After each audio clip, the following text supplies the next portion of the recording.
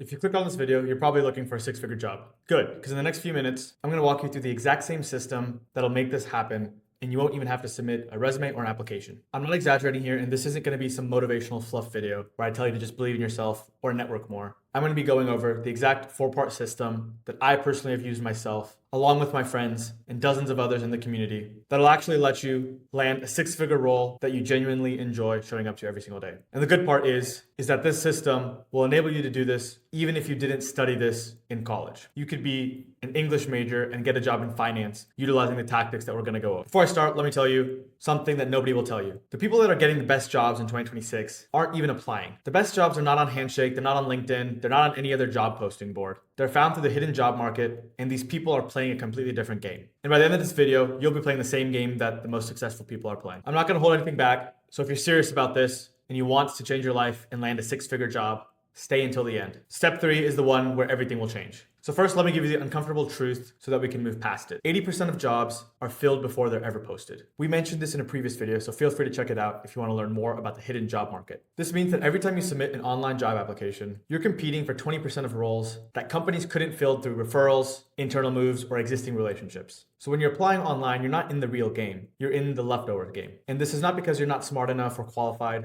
It's because the system that you were taught, write a resume, submit it, wait. This system was designed for a world that doesn't exist anymore. I lived through this. I did everything right. I had a good GPA. I had a good resume. I even had top tier experience at an investment bank. But when I tried to find my next role and I wanted to break off the path that I had been on before, I was struggling to land a job. I was playing the game that no longer works, and through the hard way, I learned and utilized the system that I'm about to share with you guys. So we're gonna go over now what actually works. There's 4 steps, and they all build on top of one another. The system works because it's a sequence. The first step is to discover, the second step is to prove, the third step is to connect, and the fourth step is to iterate. So let me walk you through each one. Step 1 is the part that everybody skips. It's the reason that everything else will fall apart. You need to start by figuring out what you actually want. I know this sounds obvious, but think about what most people do, maybe even yourself. They open LinkedIn, they see marketing analyst or investment banking summer analyst or data scientist or consulting intern, and they apply to all of them. And it's not because they even want these jobs. It's just because that they exist that they're applying to them. This isn't a job search. This is a panic response. And I get it because I did the same thing. When you're at a school where investment banking or consulting or whatever the thing that's popular is the default successful path, it doesn't even feel like a choice. It feels like you have to do what everybody else is doing. Everyone around you is recruiting for these roles. And so when you don't know what you want and you're just applying to everything randomly and blindly, you can't be specific at all.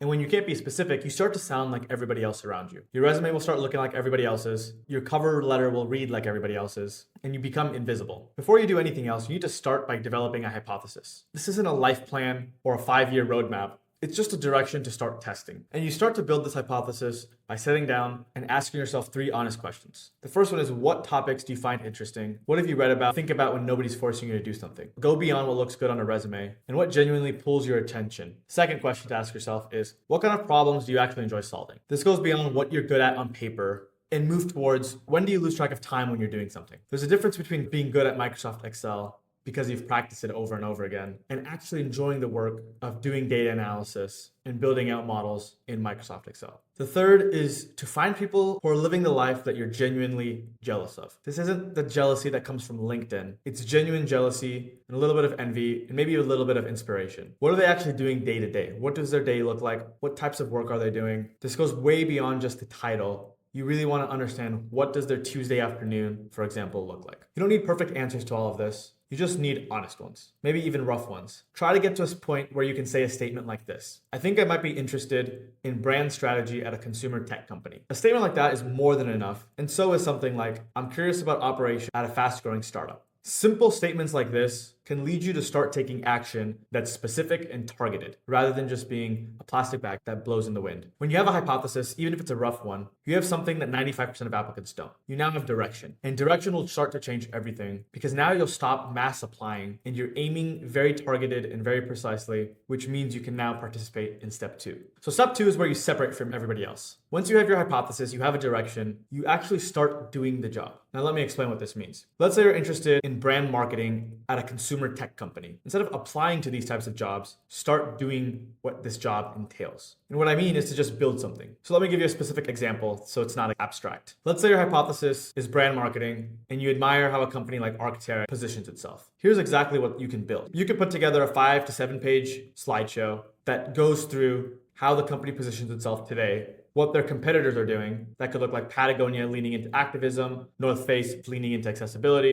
And then the third page, you can now go to the gap that you see in the market for Arc'teryx. And then on the fourth page, you can put a concept of a campaign that targets that segment. And then on page 5, you can include how you would measure whether that worked or not. So you see in just 5 pages, now you move past I'm interested in doing brand marketing to actually diving into that role and showing people that you genuinely want to be in this role. These 5 pages maybe takes you 10 hours over a week, but now since no one assigned it, there's no rubric behind it, you now have something that no other applicant has.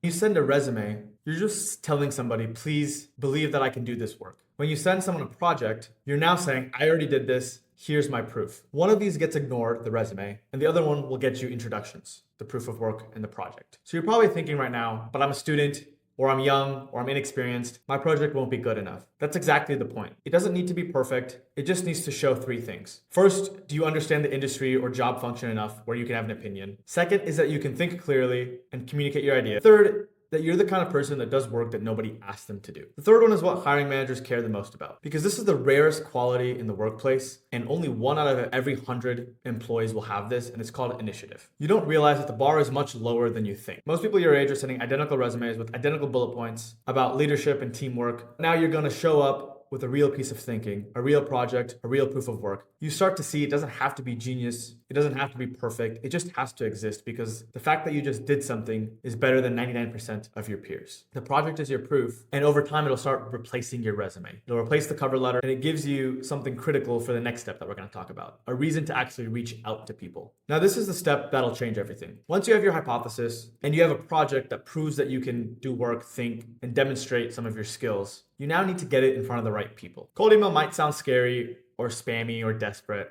but it's none of these things when you're doing it correctly. Here's the difference between a cold email that gets deleted and one that gets a response. The one that gets deleted says something simply like, hi, my name is Jake. I'm a junior at UT studying finance. I'm very passionate about your company. Would you be open to a 15-minute call? That email is about you, and you're asking a stranger for their time without giving them a single reason to say yes. Every professional gets multiple of these, and they just delete all of them. The one that will get a response is something like, hi Sarah, I've been studying how Arc'teryx positions itself against Patagonia and the North Face, and I put together a short teardown of where I think there's a gap in the brand's urban crossover messaging. I've attached it here. Would genuinely love to hear where I'm off and learn from some of your experiences and insights. You see the difference between these 2 messages? You're not asking for something. Now you're offering something. You're showing up with a value before you ask for anything in return. This is how relationships actually start. You don't start by asking for favors from strangers. You start by being genuine, trying to be useful, and just being interesting. So now who do you actually send these to? Sometimes you can send it to the CEO or the heads of departments, but for the most part, you want to send it to people who are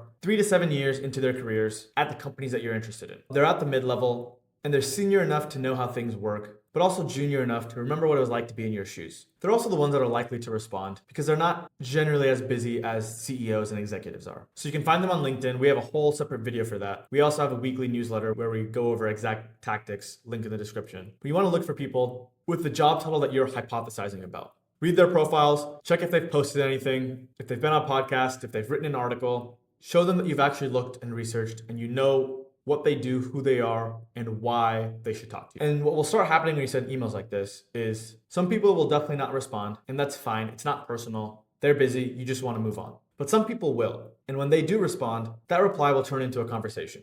That conversation will turn into a relationship. Then that relationship will turn into, hey, we actually have a role opening up soon. You should apply. Or let me introduce you to someone on the team. This is how you access the hidden job market. This is the 80% of opportunities that exist that never make it to publicly posted job boards. You access it not by being connected or privileged, although that helps, but by being specific, useful, and brave enough to do a project and send it to people. A few tactical things that matter when you're doing this is that you want to keep the email under 100 words. Nobody will read a long email from a stranger. If it takes more than 15 seconds to read, it won't get read at all, or people will just forget about it. You want to personalize the first line and reference something about their work. This could be a podcast they were on, a project that they shipped, an article they wrote.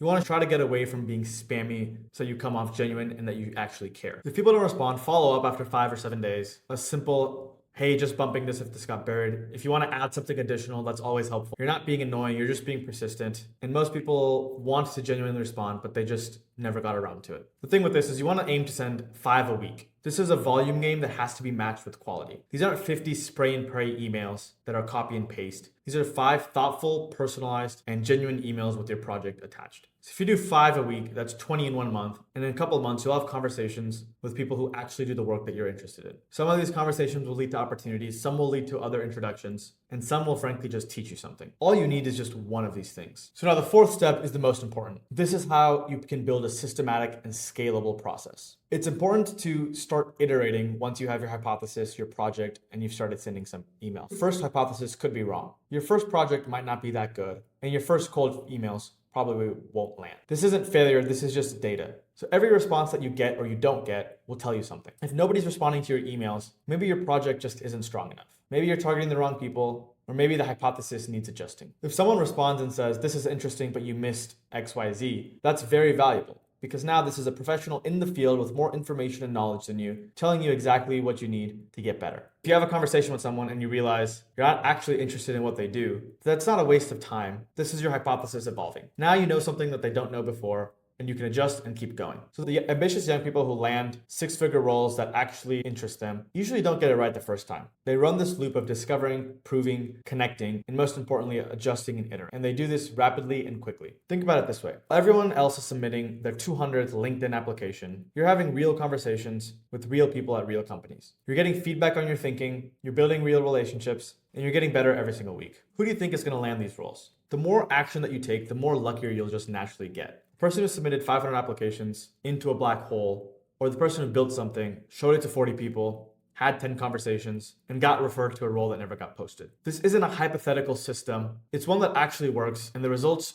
are pretty evident once you start executing. So let me wrap all of this up. The system is quite simple, but it's not easy. You have to figure out what you actually want first, then build something that proves you can do the work. Then you have to get in front of people and connect and build relationships. And then you have to keep refining this until it clicks. So it's 4 simple steps with no application, no spraying and praying and mass applying. And you're not just hoping and praying that someone will find your resume or give you an interview. If you're sitting right now and feeling lost, like everybody else has it figured out besides you, I promise you they don't. Most people are running the same broken playbook as you, hoping it works. You don't have to do that anymore now that you know how this actually works. You just watched the alternative. Now you have to decide if you're going to use it. All of the information is here. It's just up to you to start taking action. I write about this stuff every week in my newsletter, from the cold email templates to project templates and frameworks, how to find the right people to reach out to, and I go way deeper than I can in a single video. The link's in the description if you want access to the newsletter. Drop a comment if anything resonated or if you have any questions. I'll see you in the next video.